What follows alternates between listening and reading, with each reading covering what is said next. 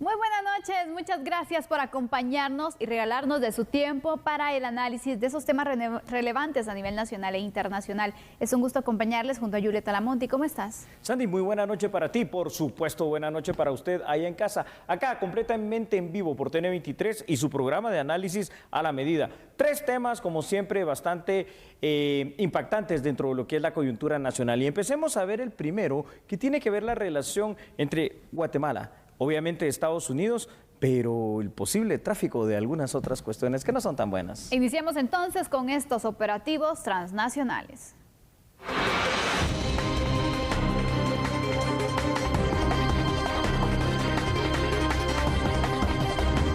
Seguimiento a la investigación por tráfico de armas de fuego y municiones desde Estados Unidos hacia Guatemala.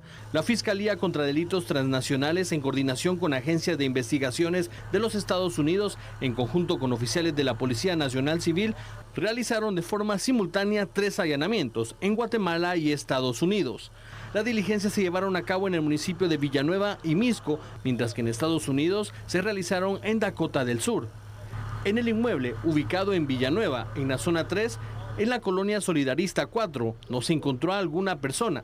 Sin embargo, se recabó evidencia importante que será analizada por los investigadores. Y es que pues precisamente observamos acá a nuestra llegada que se encuentran pues señales de que pues la fuerza pues prevaleció al ingreso a pues a este inmueble. Se encuentran incluso algunos pedazos de concreto tirados, esto pues porque pues se tuvo que utilizar la fuerza para poder ingresar al inmueble, luego de que pues en repetidas ocasiones las autoridades competentes, en este caso fiscales del Ministerio Público y Policía Nacional Civil, llamaran, pero nadie atendía el llamado. Es decir, no abrían la puerta y fue necesario pues utilizar la fuerza.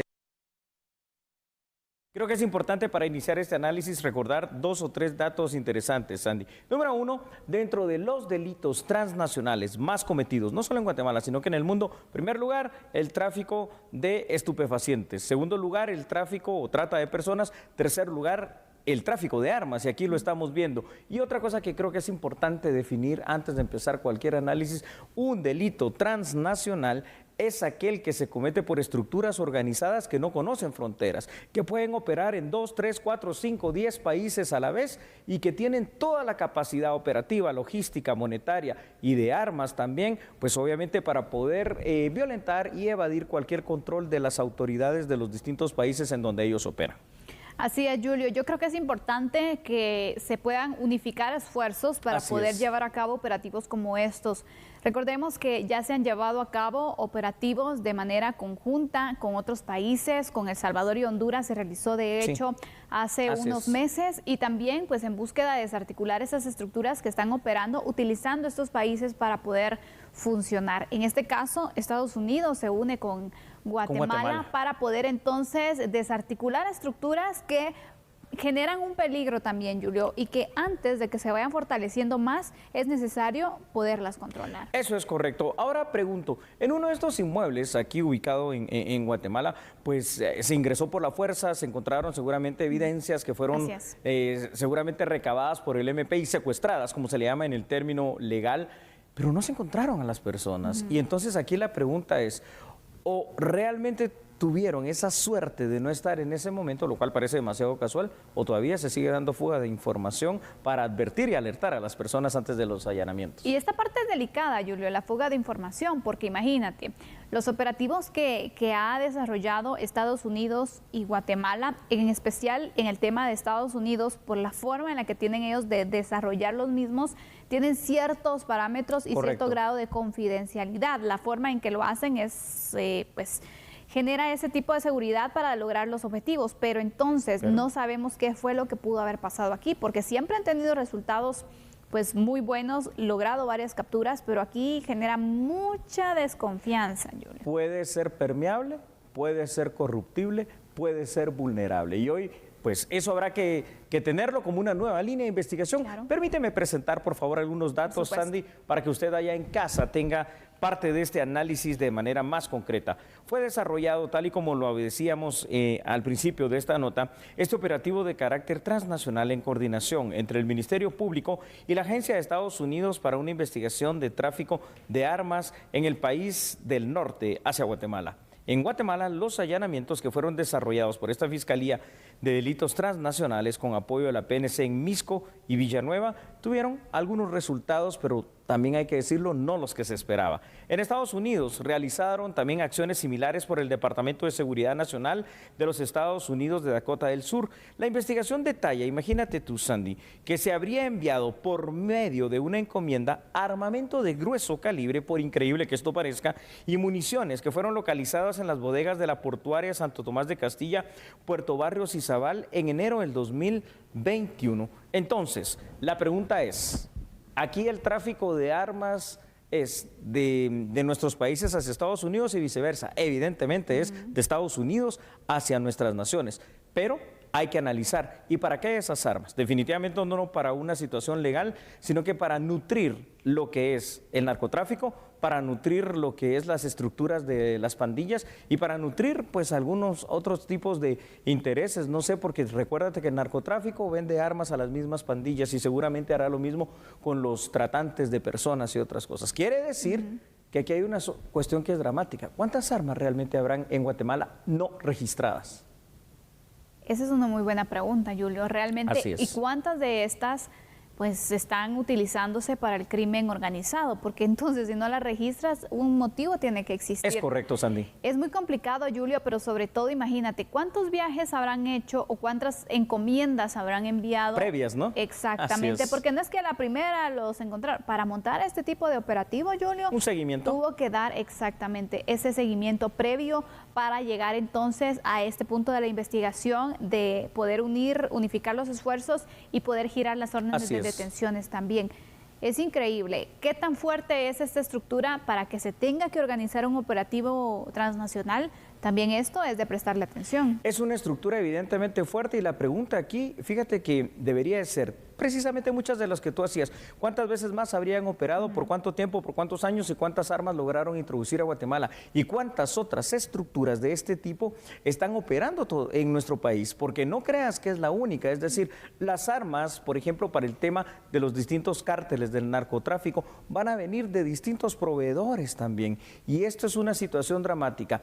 Los registros oficiales, fíjate, Sandy, de lo que es la DIGECAM aquí en Guatemala, dan cuenta oficial de que tenemos alrededor de 600,000 armas, para poner un número redondo, registradas. Pero el subregistro llega fácilmente a 1.500.000 armas no registradas, que este es un tema de una estimación. Pero estoy seguro que de pronto pudiera ser muchísimo mayor. Lo malo con este tipo de armamento es que se utiliza precisamente día con día en las calles de Guatemala para cometer hechos delictivos, para el trasiego de drogas, para la trata de personas y sobre todo para el asesinato, el sicariato y quitarle la vida a muchos guatemaltecos. Totalmente, Julio. Hay que prestar atención también a otra situación y es en cuanto a el recibo de las encomiendas. Claro. ¿Cuántas personas pueden estar más involucradas en recogerlas? ¿Habrá algún tipo de corrupción en cuanto al lugar donde llega también esta encomienda?